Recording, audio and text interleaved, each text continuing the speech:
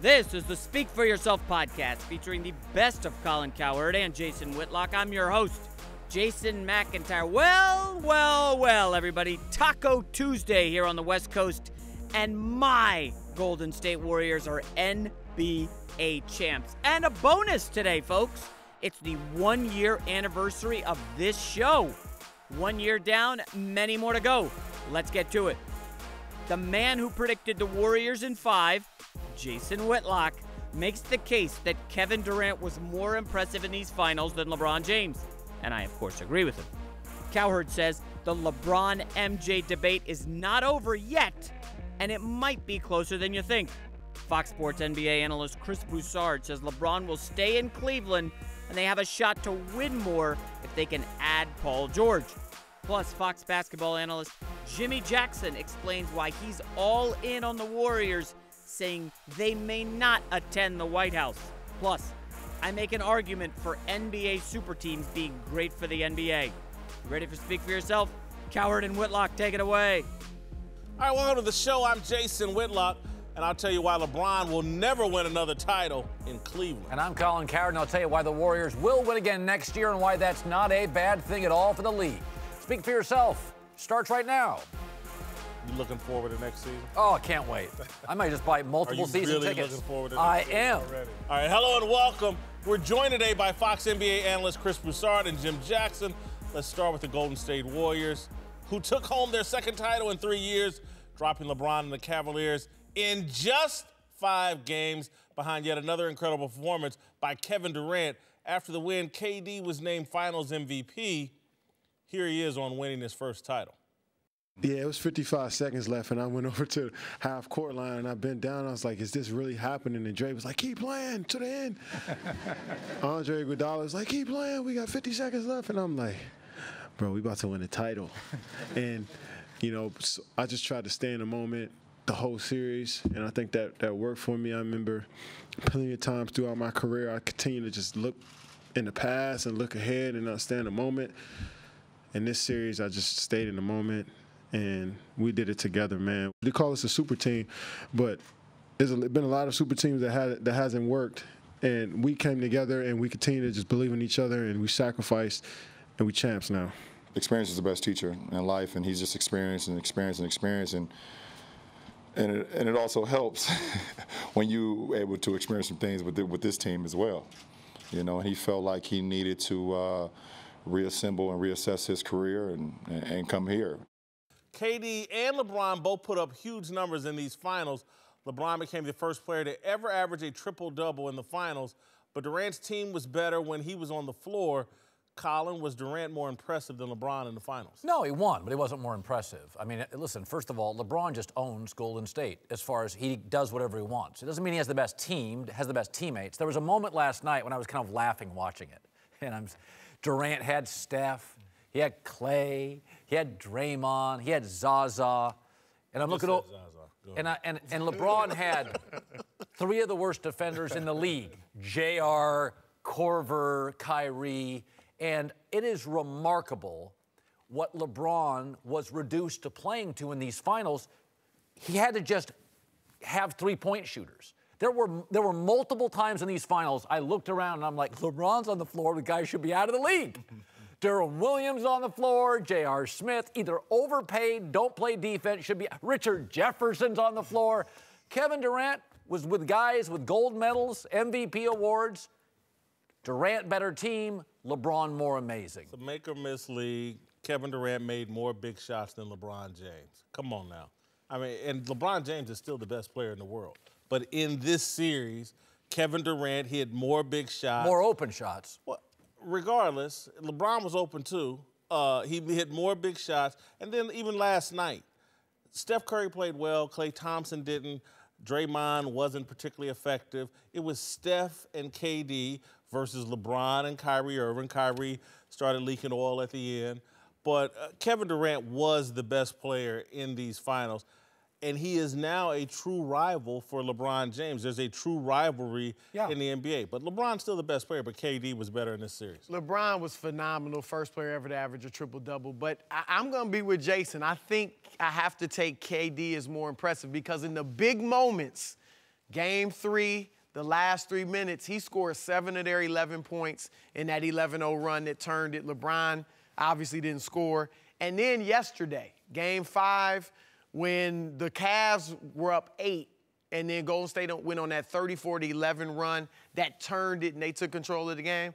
KD had 13 points. LeBron only had 3 and only took 2 shots during that run. So I just think during some critical moments, KD was bigger.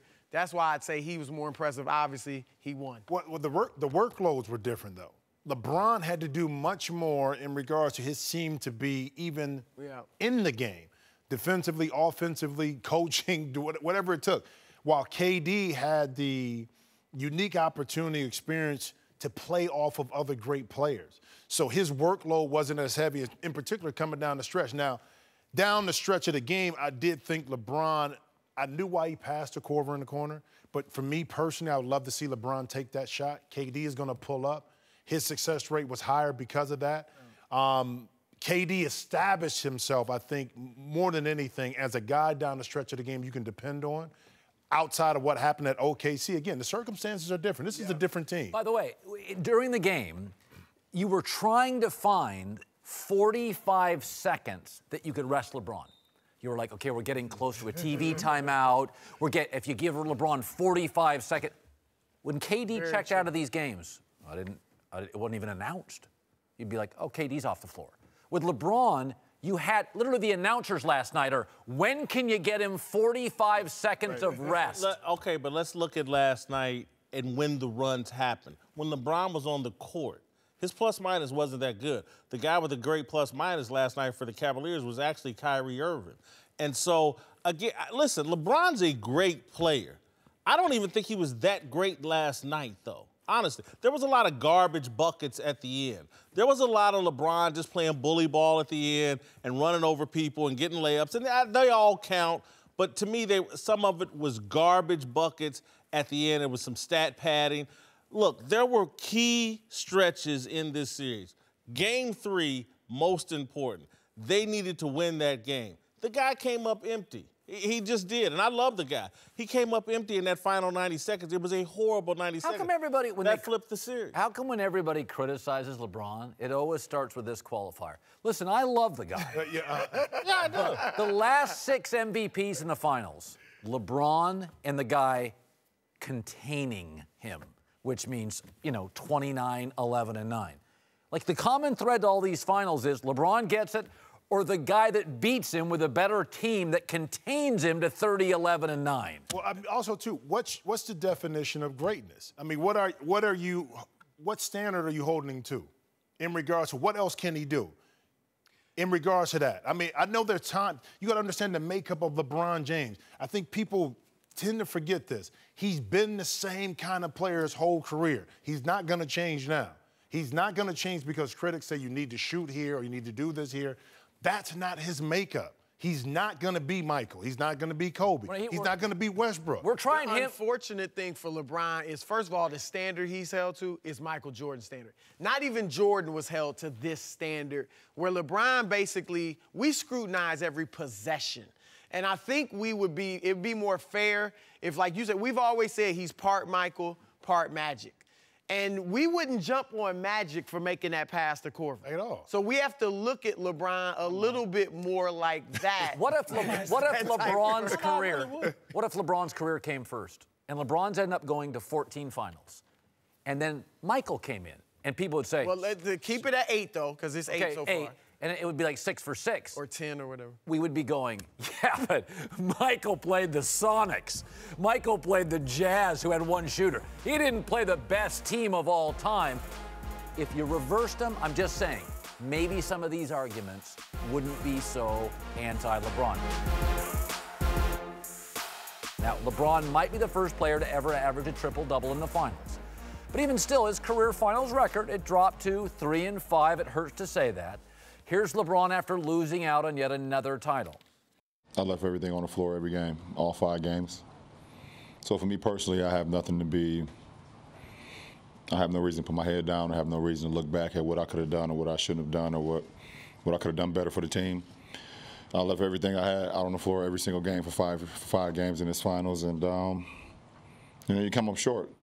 All right, Whitlock, does last night's loss put all the LeBron MJ comparisons to rest?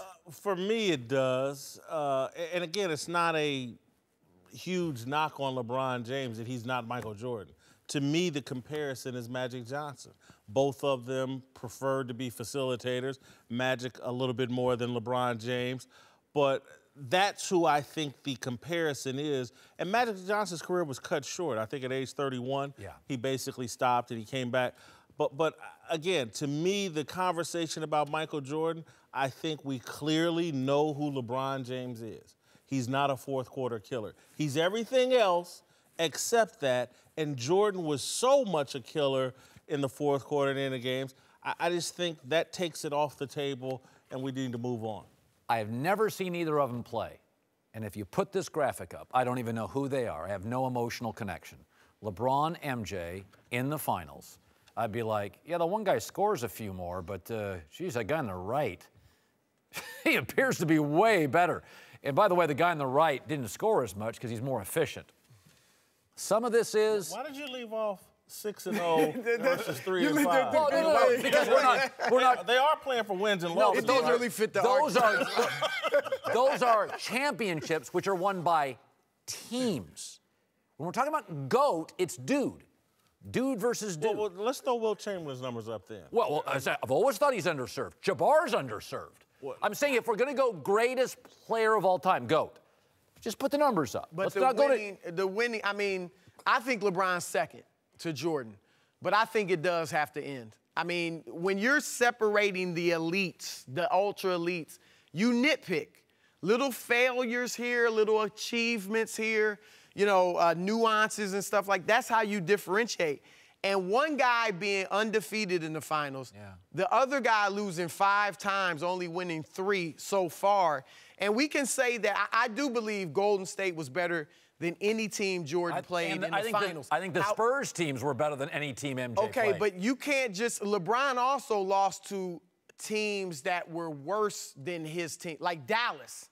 I mean, Jordan never lost to a team that was worse than the Bulls. True. He never lost to a team as bad as I think that Dallas Mavericks team was. He never beat a team as good as Golden State 2 years ago. But he beat everybody who was in his path. And then you can go Jordan led the league in scoring 10 straight years. LeBron's only led the league in one time, scoring one time. Like Jordan, I think beyond just the championships, there are other factors that make Jordan the GOAT. You used to work in the news business. Yeah. Okay, like I worked in a newsroom, TV, and you worked in a print newsroom. Was the guy were the people that won Sports Writer of the Year the best sports writers? No, Not in my business. That's well, those are titles. That's more subjective. This is objective. It's awards, it's trophies, court. it's... On the court, it's Here's my thing. It's 2 things. One, LeBron hasn't established himself as far as, is he going to be a scorer? Is he going to be an assist guy? He hasn't singular defined that. So he's all over the place. And that's a good thing for him because now he's not going to be, if he wanted to average 35, he could do that if he zoned in on that. No question. Now, here's the other part of it.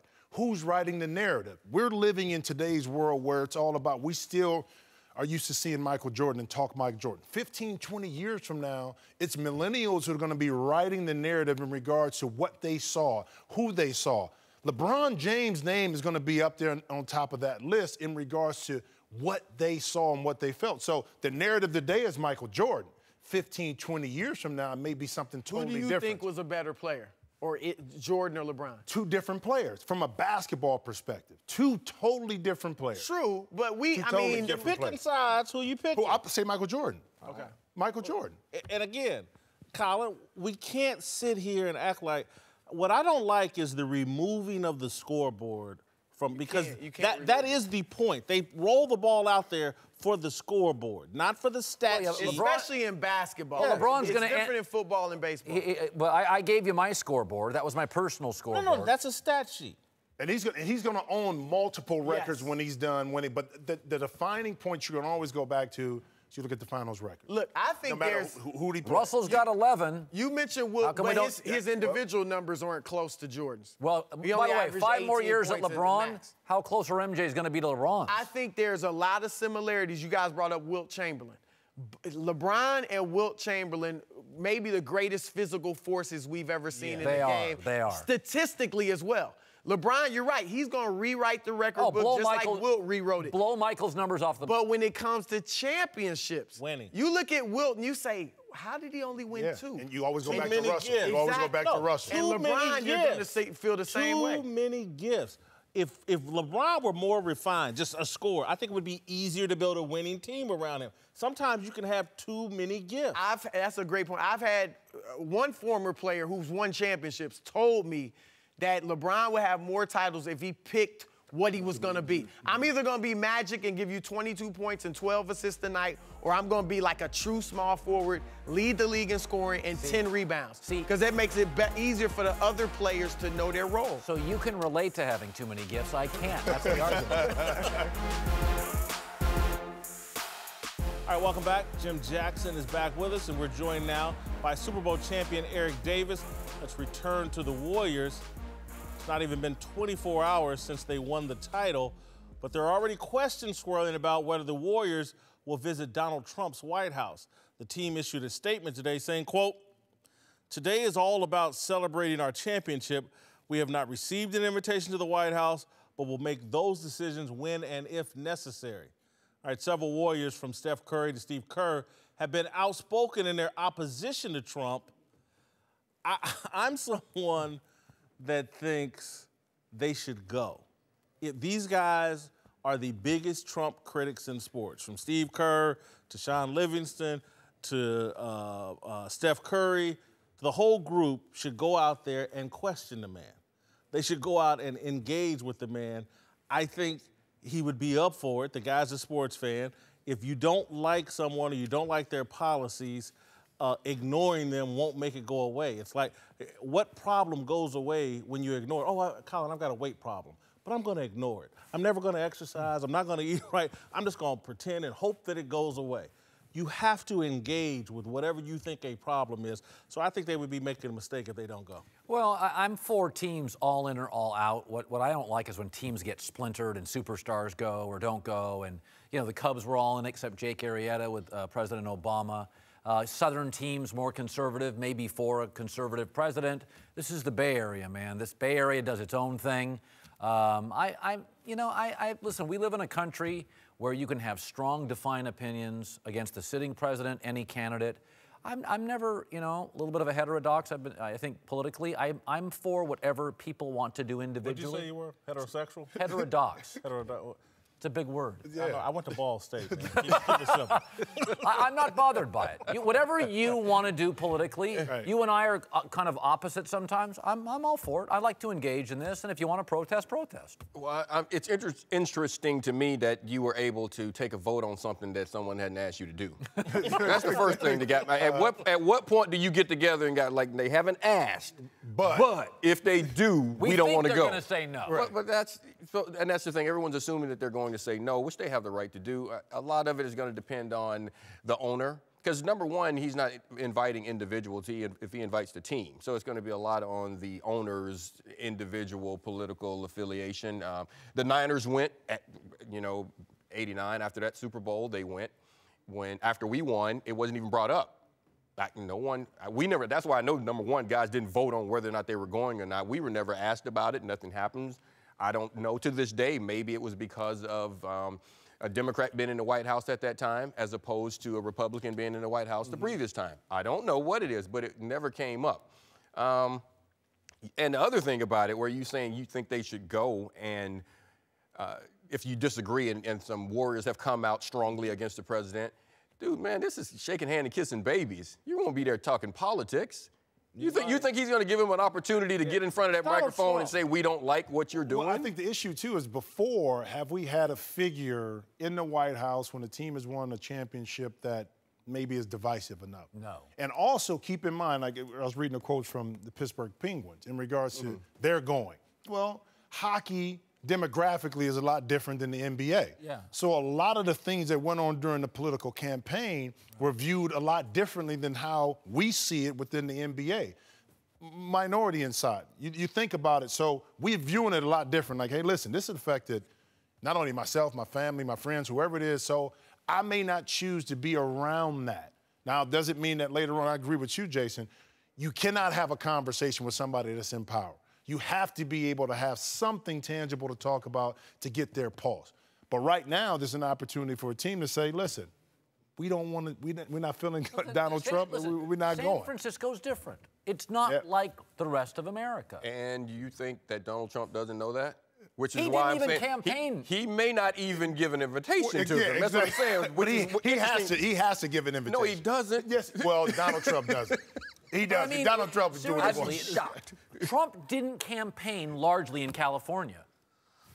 I mean, he knew the truth. He's into sports. He'll extend the invitation. It's a predominantly black team. And one of the things you talk about hockey and any other sport, I think the Clemson football team just win or win at some point. But when you start talking about basketball and a black team, we don't understand how much we surrender our freedom of thought. That there's only one ideology that we can support. Was that protest? No. There's only one. We can only support super left-wing liberal presidents or who are allegedly liberal. White people have far more freedom of thought. You can support Trump or support the Republican Party or the Democratic Party without getting kicked out of your race, without being seen as defying or selling out your race. We don't have that freedom, and somehow we think that's a good thing. No, I get where you're going. For Trump? No, I did not. No, I get where you're going. I get exactly what you're saying, where you're going, but I don't think the visit to the White House being granted or not, an invitation being given, I don't think that has anything to do with your freedom of thought as a player, because as a player, like I said, I didn't have a choice. I didn't have a choice as to whether or not I went to it, and these players don't have a choice unless they get an individual invitation from the president. He's not going to invite them. My point is more about, we've heard a lot of people sniping about Trump. Yes. And a lot of young people and these warriors. Much of it, I believe, is uninformed. I believe it's Twitter-driven, uninformed. Again. How is it uninformed? If you're watching what he did during the political campaign, it's right there for you to see. Forget about what you read. Forget about that. Let's just take that out. Let's go to the commentary and what he said on TV. That is how you form your opinion. I would agree. You can judge people off what they said, but we've looked the other way on what people have done and still engage with them. We can get all upset about what people have said, or we can get upset about what people have done. We look the other way on what people do and get very emotional about what people say it's a mistake. Welcome back. Chris Broussard, Jim Jackson are here. Let's return to the NBA Finals. Why not? So much fun. Cavs fell to Golden State in just 5 games, which many of them weren't close. With Kevin Durant in Golden State for the foreseeable future, LeBron has his work cut out for him if he wants to bring another title to Cleveland. And it sounds like he's well aware of the challenge. I don't know. I need to sit down and figure this thing out. But as far as that team, they're going to be here for a while. They're going to be around for a while. Pretty much all their guys are in their 20s. Pretty much all their big name guys are in their 20s, and they don't show any signs of slowing down. So, there's going to be a lot of teams that's trying to figure out ways to put personnel together to try and match that if they're able to actually face them in a playoff series, both Eastern Conference and Western Conference, because they're built for, from my eyes, they're built to last, a few years, so we see. All right, Jason, can LeBron win another title, even one in Cleveland? Yeah, he could. He's LeBron James, but I don't think so. I think his best opportunity, he talked about Kevin Durant in the previous clip, recalibrating, reinventing himself. I think even at age 32, 33, 14 years in the NBA, LeBron James needs to reopen and reimagine himself as an NBA player, and I think he'd do that better in Los Angeles with the Lakers, with Magic Johnson, with maybe enticing Paul George out here, and playing a different style. To me, the Warriors and San Antonio, to me, have proven this new ball movement, man movement, is superior to iso ball. And LeBron, he rejected that with David Black, and it was a mistake. If LeBron played in that kind of system, he would have won the argument about Michael Jordan. But he's chosen to be an iso player, and I think it's cost him a championship or two. Yeah, I mean, there's a lot of that I agree with. He is a willing recruiter. Not everybody is, and he's a darn good closer. So I do think he gets on the phone. Closer with free agents. Yes. Okay. Yeah, he's willing. Like, not all guys will get on the phone. Right. He's willing, and he doesn't like to feel trapped. So we know this guy is willing to be mobile. I mean, this is a guy that's, like, been willing to be hated for a brief time or questioned. The marketplace, there's not a lot of things that solve Kevin Durant. That's, Paul George maybe, but listen, I think we all agree we're going to see this finals at least 1 to 2 more times. And I just don't see, outside of a Paul George to Cleveland, maybe, I don't see an answer for KD. Look, maybe you can get Paul George to Cleveland. I think that's plan A, because remember, he's under contract 1 more year. So definitely this summer, it's going to be all about trying to get Paul George there for next year. Going forward, does he really want to go to the West? I mean, not only do you have the Warriors there, you've got the Spurs there. You could maybe never get back to the finals. And I'll say this, I would not put anything past LeBron James, and we'll see what kind of moves they make. But it's very possible he doesn't win another title just because this team is so dominant. And then Cleveland definitely needs to do some things and make some changes. I don't know if he's going to end his career in Cleveland, but remember, he went back for other reasons. It wasn't just to win a championship. He wanted to live in that area, raise his kids in that area, be an example and a light to people in that area. So I don't know that he leaves. Well, to Jason's point, too, recalibrate, reinvent who you are. It goes back to trusting the system, too. From what I hear, too, inside is that he does have a lot of trust in Ty Lue as a coach. Ty has his ear. So I think it's going to be up to Ty Lue to look at this and say, offensively, this is where we need to improve. In Game 3 and Game 4, when the ball was hopping around, that's when we saw the best out of Cleveland. That's, Colin, to your point, where now he has to be able to get into LeBron's ear, into Kyrie's ear, and say, listen, if we really want to win and we can add a piece here or there, we're going to have to change the way we play. You can't be as ball dominant, but you're still going to get your opportunities. How many years was Michael Jordan in Washington? Two. I was just thinking about, let's say we all agree LeBron's got 4 years left. And then he doesn't want to deteriorate and be a 3. Kobe's last 4, Michael's last 2 or 3. Like, generally, Kevin Durant's last 3 or 4, that's not when you win titles. Like, Kevin Durant's in his prime for about another year or 2. I think he's only in his 10th Okay, year. let's say he's got 3 more prime years. But the chances are he's got about 4 or 5. But I mean, if LeBron's got 4 years left, 5, this is about the time it's harder to win a championship. It is. Listen, I'm going to throw another curveball, and this will be crazy. Bat spit crazy. What about Miami and Pat Riley? To me, that he should have never left. If it was just about chasing Jordan and winning titles. That one championship, though, in Cleveland was bigger than his other 2. I mean, that was humongous. But if he ever wanted to catch Jordan, I think he should have stayed with Pat Riley in Miami, and they would have figured out a way, and that organization. And so, again, he's done his job in Cleveland, in my opinion. He brought him a championship, 3 straight finals. If he pieced out again, I don't think people would be burning jerseys. And maybe he should make up with Pat Riley because, again, as much as they may have some animus, they were good for each other. And he that's learned how to win. Yeah. He learned how to win down with Pat Riley. Pat's 70, right? Yeah. Pat's got about 4 years left, too. Yeah. No, it's not crazy. But, I just look around and I keep looking for answers. It's hard to find a situation for any player where you say, okay, he goes here, they can beat Golden State. Chris Paul going to San Antonio, it's not beating Golden State. It's hard to put Well, that's why Golden State's together. the best team I've ever seen. You don't have answers for all-time great teams. You don't. That's why they're all-time greats. All right, welcome back. Chris Broussard and Jason McIntyre are back. Let's return to the Warriors, who totally dominated the league this year, en route to winning the title last night. While there's been some hand-wringing over the Warriors' dominance, FoxSports.com writers think the Warriors are actually, quote, the best thing that ever happened to the NBA because they will make the rest of the league raise their level of play. Cowherd, is the Warriors' dominance good or bad for the NBA? Great. Find me these dynasties that hurt commerce. I'll wait for your answer. Find me It's gotta one. be competitive. Okay, most of them aren't. Teams right now are thinking about, I'm not even going to go for it for the next 2 or 3 years. I keep hearing all this stuff. Here's what I know. When Tiger was winning the Tiger Slam, every tournament he was in, every down. UConn women, ladies, the highest rating was on their 100th straight win.